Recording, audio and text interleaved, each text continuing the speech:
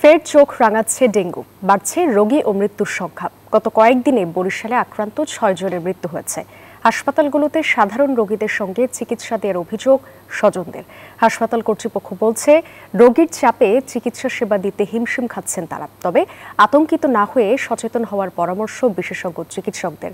সাইফুর রহমান মিরনের রিপোর্টে বিস্তারিত। বরিশাল বিভাগে নতুন করে চোখ রাঙাচ্ছে dengue. Sher-e Bangla medical college হাসপাতালে বাড়ছে রোগীর চাপ। বান্ডেল থাকলে প্রতি সেনমানিতে টাকা বাঁচবে। বিকাশ সেনমানি বান্ডেল কিনে জিতুন প্রতি লেনদেনে। স্বজনদের অভিযোগ, সাধারণ রোগীদের সঙ্গে দেয়া হচ্ছে ডেঙ্গুর চিকিৎসা। মৃত্যু ঝুঁকির শঙ্কা ও উৎকণ্ঠায় রোগী ও স্বজনরা। আমি বিগত দিনে 4 দিন হয়েছে অসুস্থ। বিগত কালকে আমার ধরা পড়ছে। হ্যাঁ, ট্রিটমেন্ট দেয়, জ্বর সারে আবার বাড়ে। টেস্ট করাইছি আজকে 4 দিনে 4 করে টেস্ট করাই পার ডে। হ্যাঁ, জ্বর সারে পজিটিভ হালকা হয়েছে, কিন্তু পার ডে অল্প অল্প হালকা হালকা কমে। আতঙ্কিত না হয়ে এডিস মশা প্রতিরোধে সচেতন হওয়ার পরামর্শ দিচ্ছেন বিশেষজ্ঞ চিকিৎসকরা।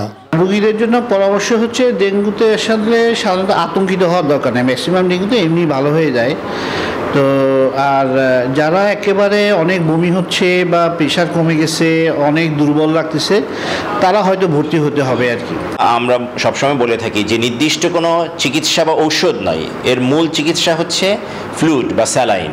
এই স্যালাইনের যদি পরিমিত ব্যবহার করতে পারি, যে কখন কতটুকু দিতে হবে, এইটা দিলেই অধিকাংশ ক্ষেত্রেই ডেঙ্গুর মৃত্যু ঝুঁকি কমানো সম্ভব।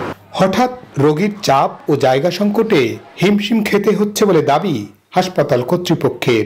ডেঙ্গু এক জায়গায় রাখছি, বাট ওই যে পরিমাণ ধারণ ক্ষমতা আছে রোগী বেশি হয়ে যাচ্ছে, যার এক জায়গায় কিন্তু আমরা রাখতে পারতেছি না। তো আমরা যখন এই বিল্ডিংয়ে আসবো, আমাদের একটা আইসিইউ এবং এসডিইউ টাইপ আমরা অলরেডি কাজ চলতেছে। আমার বিশ্বাস তখন একটু ইমপ্রুভ করবে।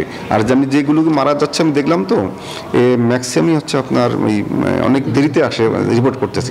বরিশালে 29 জন ডেঙ্গু আক্রান্ত রোগীর মৃত্যু হয়েছে, যার মধ্যে 17 জন বরিশাল শের-ই বাংলা মেডিকেল কলেজ হাসপাতালে, 11 জন বরগুনা জেলায় এবং 1 জন পটুয়াখালী জেলায়।